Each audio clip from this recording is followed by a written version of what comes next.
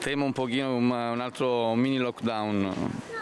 Spero di no per gli altri, per i cittadini, per quelli che fanno i negozietti, perché hanno tante difficoltà intanto.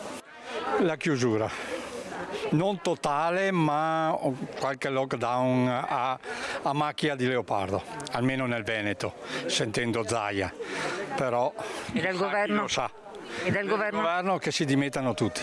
Aspetto e basta, perché sono anche stanca di sentire ipotesi, si pensa che arrivi questo, si pensa che si faccia quello, quindi io direi che a questo punto aspettiamo e poi agiremo di conseguenza. Cosa vuole che dica?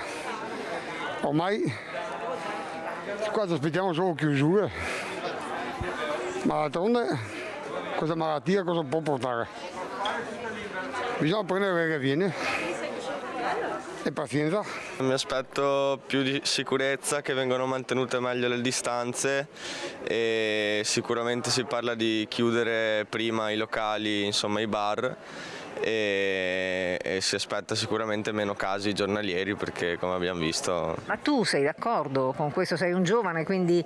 Guarda, se dobbiamo pensare in ambito per quanto riguarda tutto il mondo, sì, sono d'accordo, però ovviamente ci dispiace a noi perché ci tolgono una parte di noi praticamente, ovvero uscire. Io sono d'accordo sul continuare al discorso di regole, di stare le regole, e addirittura se è possibile per i giovani restringere un po' le uscite, ma però per il resto no, perché il lavoro è importante, l'economia deve andare avanti per conto mio.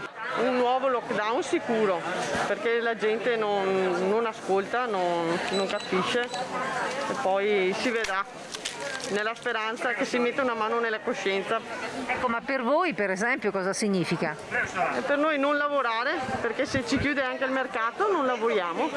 Triste la situazione, triste, perché veramente non si può andare avanti così. Siamo tutti spaventati, hai voglia di andare a casa tua, paura di uscire, anche se si ha la maschera. Speriamo in bene. Ma se ci fosse un altro lockdown, secondo lei, di chiusura totale? Sono problemi per la testa, per tutto.